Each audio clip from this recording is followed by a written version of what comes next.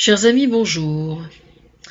Je rigole parce que je viens de mettre à uploader ma première vidéo de 2015 et je vois que l'uploading carbure à fond la caisse. C'est un signe. C'est-à-dire que pour faire une vidéo de 20 minutes, pour uploader une vidéo de 20 minutes, là où il me fallait environ 3 heures avant, 3-4 heures, là normalement en une demi-heure c'est bâclé. Le Fersen a mis le turbo là.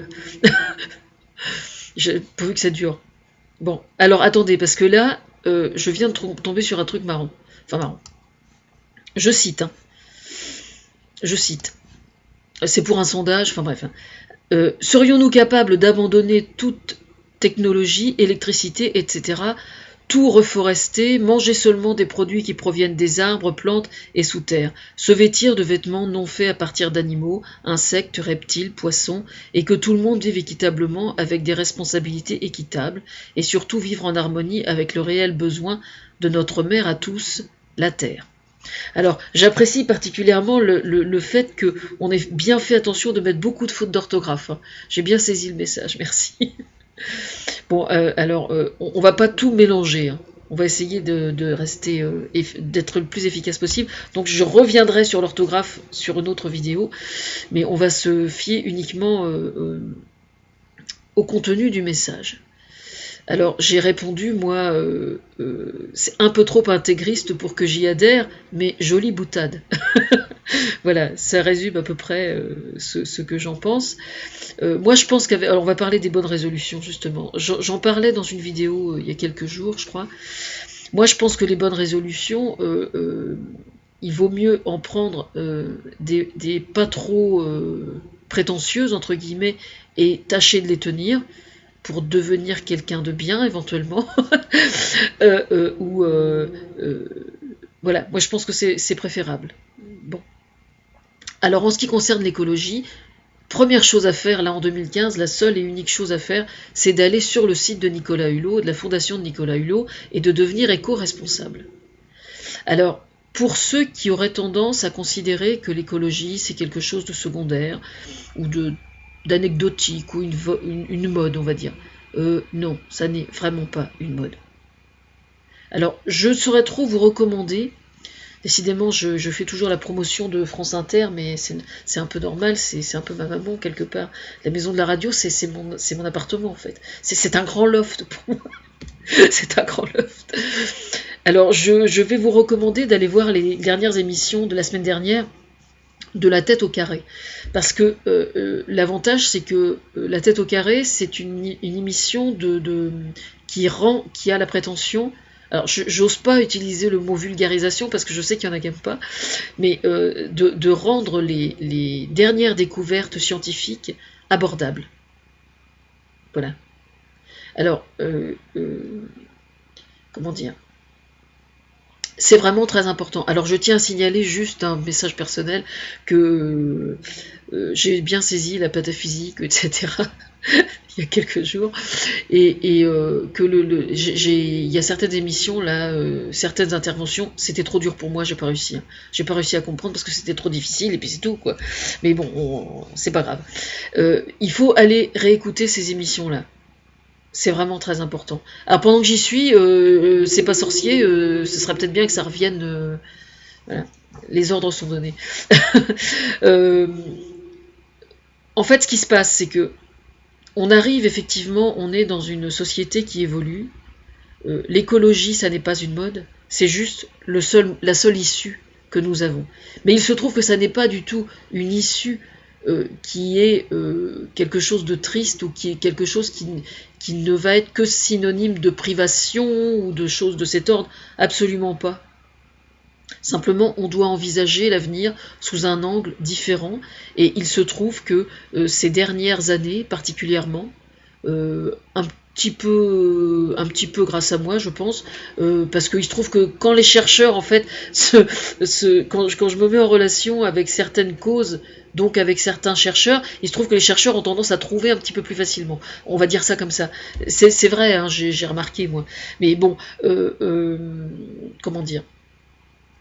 Tous ces chercheurs et tous ces découvreurs, entre guillemets, ont découvert des tas de choses qui sont absolument extraordinaires et fondamentales et qui offrent de nouvelles perspectives qui permettent justement de montrer des voies qu'on va pouvoir emprunter.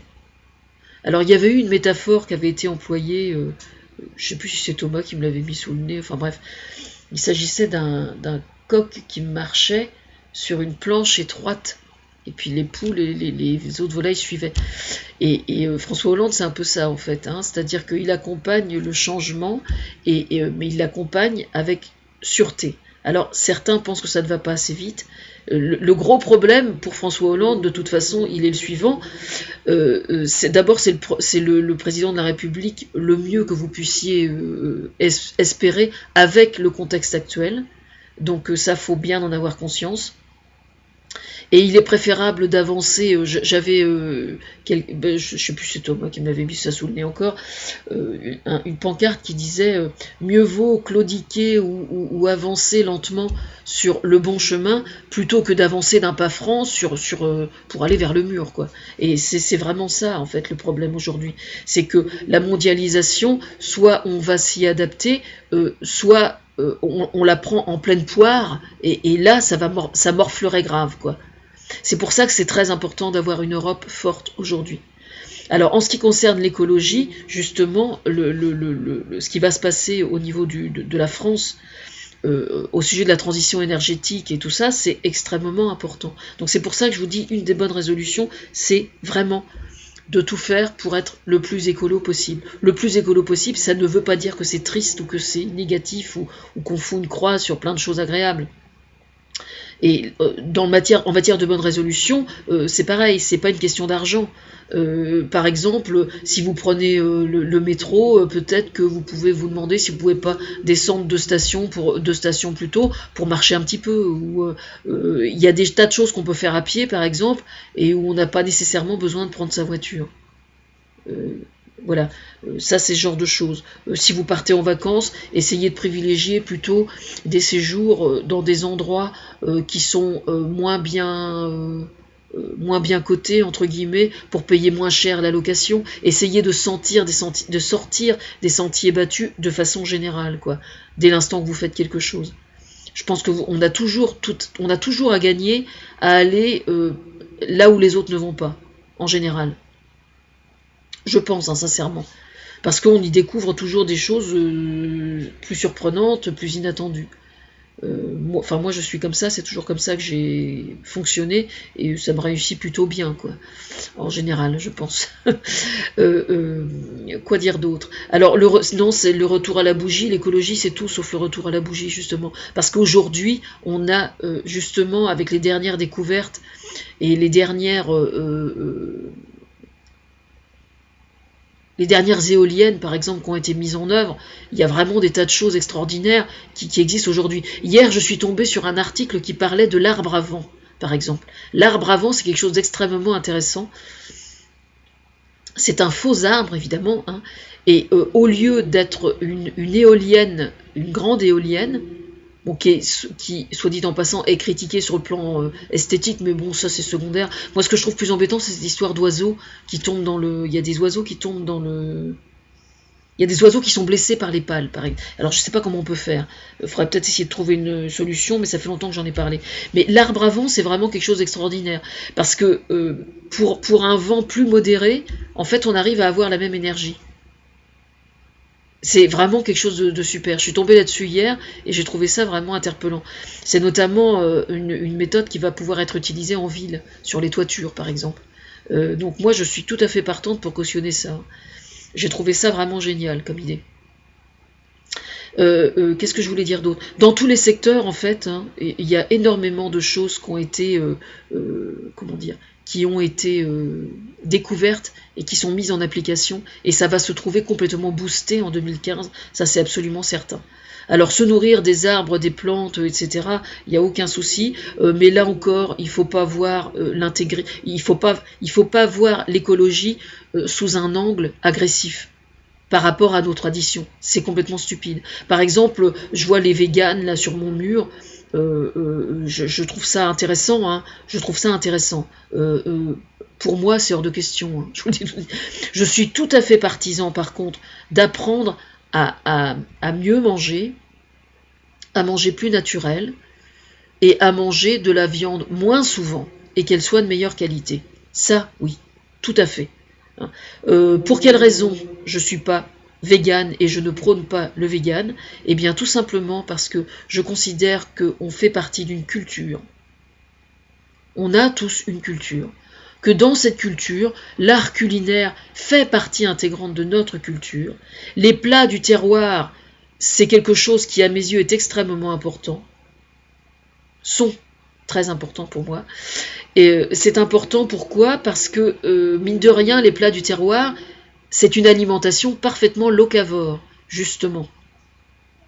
Hein.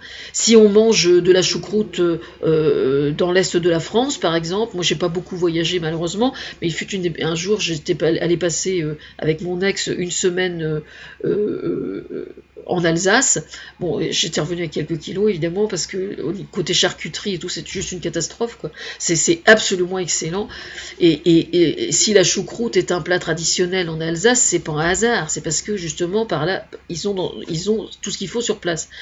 Le terroir, c'est quand même le locavore par excellence. Donc, qui dit vegan, dit on balaye toute la culture culinaire. Moi, je suis pas d'accord. Là, je vois encore ce matin une végane qui se plaignait qu'elle était allée au restaurant et que, évidemment, à partir du moment où elle est intégriste végane, je suis mort de rire parce qu'ils vont hurler là, ils vont être absolument furieux, mais c'est quand même vrai. Alors elle expliquait, alors pas de sauce ceci, pas de... et bon, le mec a été aimable avec elle, mais donc elle expliquait que c'était juste impossible d'aller au restaurant.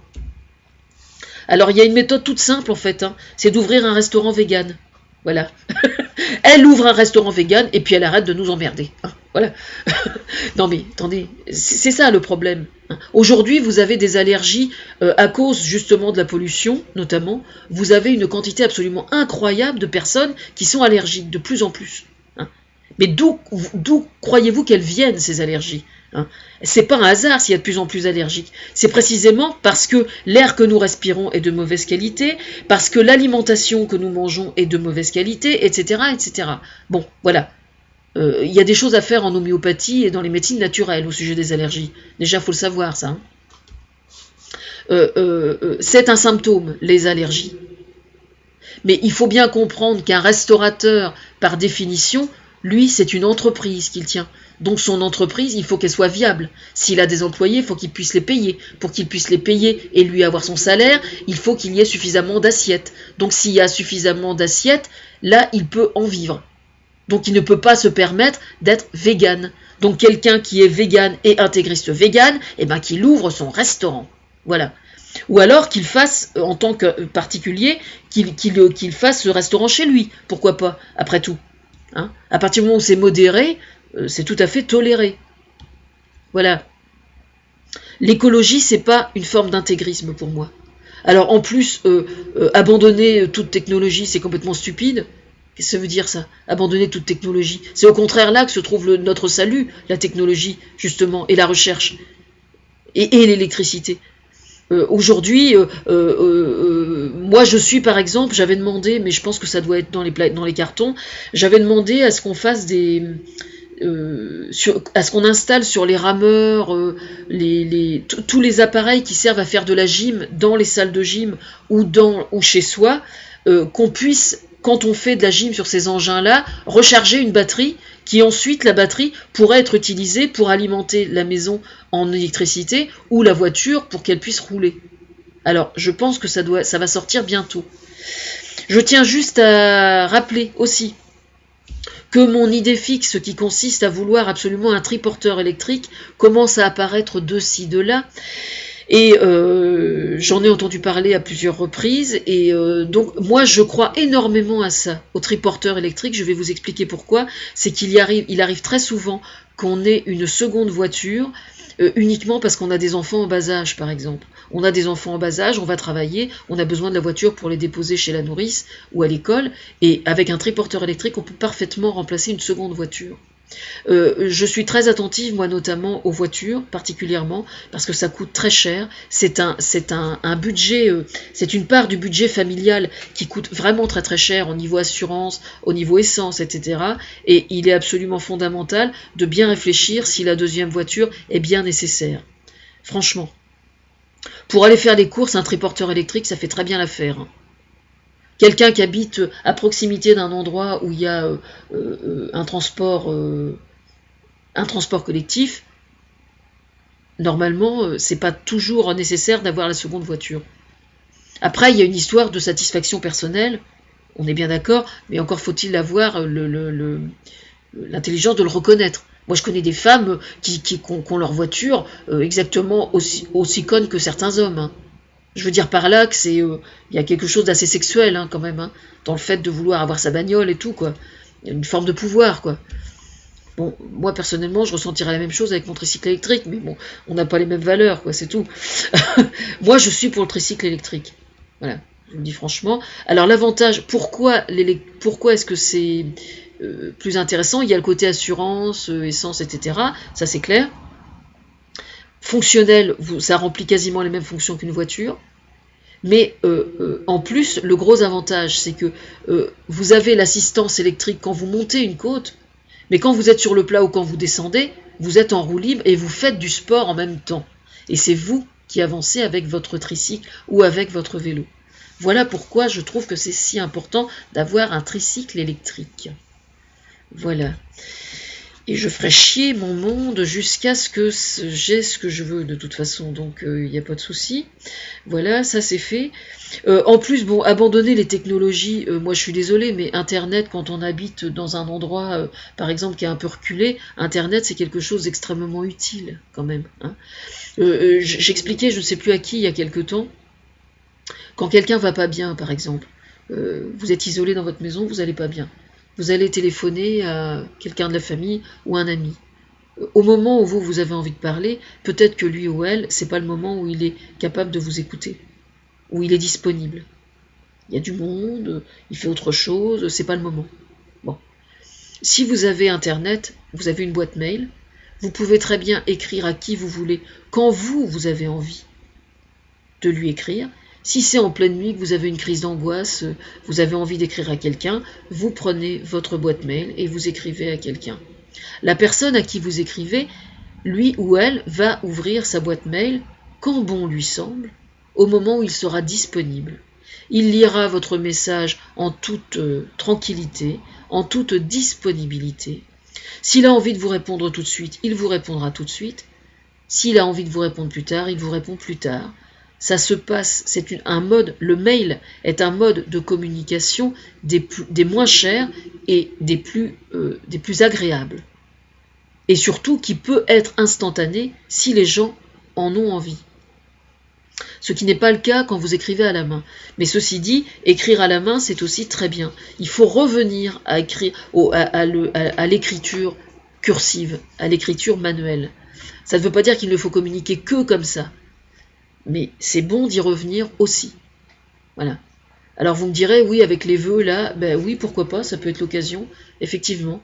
Mais moi je pense que la bonne année, de toute façon, je suis pas très chaude pour cette tradition, pour la simple raison que on peut avoir des bonnes intentions envers les gens qu'on connaît à longueur d'année, et que tout concentrer le premier mois, je trouve ça un peu bizarre, quoi. Moi je me soucie des gens tout le temps, donc pourquoi plus au mois de janvier qu'un autre Enfin, je dis ça chaque année, mais c'est vrai, franchement. Voilà. Mais je ne suis pas mal intentionnée pour autant. Simplement, j'ai aucune raison de l'être encore plus que je le suis d'habitude, mais je le suis toujours. Donc voilà. Donc abandonner la technologie, l'électricité, bah non, merci. Non, monsieur, merci. Tout reforester, oui, ça, il n'y a pas besoin de te sortir de la cuisse de Jupiter. Quand on peut tout reforester, non, on va pas tout reforester. Il faut cultiver aussi pour manger, cultiver des légumes, cultiver des céréales. Tiens, pendant que j'y suis, j'ai un message à la confrérie des boulangers. Il y a de plus en plus de gens qui ont des problèmes avec le gluten, dont je fais partie. Ça ne veut pas dire qu'on est allergique, ça veut dire qu'on est quelquefois intolérant, ce qui est mon cas. Je ne vais pas m'étaler sur sur les répercussions au niveau santé publique, mais parce que j'ai pas les compétences, je ne suis pas naturopathe, je sais juste que moi, je suis concernée, je suis non allergique, mais je suis intolérante, comme pour le laitage d'ailleurs, et il se trouve qu'il y a les anciennes céréales, comme l'épeautre par exemple, le petit épeautre notamment. Le petit épeautre, c'est une céréale ancienne qui est recultivée maintenant, qui contient du gluten, mais il semblerait que le gluten des anciennes céréales soit un gluten infiniment plus tolérant et mieux toléré que le gluten des céréales actuelles. Alors je dis ça parce qu'on me l'a fait savoir du côté naturopathe justement, notamment en Bretagne, il y a des gens qui cultivent le petit épeautre et je pense que certains boulangers devraient cultiver devraient travailler avec cette céréale-là. Et puis la farine de châtaigne aussi, pendant que j'y suis. C'est des pistes qui doivent être développées en boulangerie. Alors maintenant, je ne sais pas si c'est assimilable à ce qu'on appelle la baguette à l'ancienne. Parce que moi j'aime bien les baguettes à l'ancienne, mais en fait je sais absolument pas avec quoi c'est fabriqué. C'est bon effectivement, mais est-ce qu'elles sont fabriquées avec un blé contemporain ou est-ce qu'elles sont fabriquées avec des céréales anciennes? Je ne sais pas. Donc c'est pareil, c'est juste une piste. Hein. Moi je suis un phare breton, moi. Je suis le phare breton, donc le phare breton il éclaire et donc j'éclaire et c'est à vous de regarder dans ce que j'éclaire. Voilà. Ce sera tout pour aujourd'hui et donc on va continuer. Alors reforester, oui, bah oui, moi j'ai l'intention de reforester. J'espère récolter un petit peu de terre de mon père, de la succession de mon père, et donc j'ai l'intention de reforester. J'ai un projet là-dessus.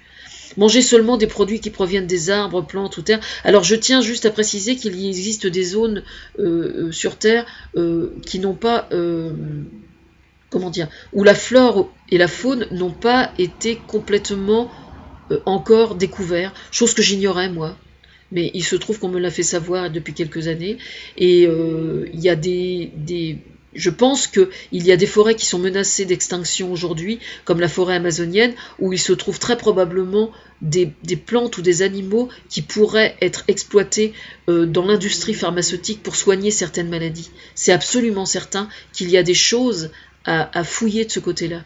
Alors je dis ça d'instinct, hein. Juste une intime conviction, extrêmement profonde. Donc je vous conseille d'aller voir. Raison de plus pour sauver la forêt amazonienne, justement. Que tout le monde vive équitablement avec des responsabilités équitables. Oui, ben, le commerce équitable, moi de toute façon j'y crois, j'y ai toujours cru. Et j'y crois dur comme fer. Et surtout vivre en harmonie avec les réels besoins de notre mère à tous la terre. Oui. À tous TOU2SE, c'est un peu too much. Hein. C'est un peu too much. Non, je ne parlerai pas des fautes d'orthographe dans cette vidéo-là. Je ne vais pas tout mélanger. Voilà.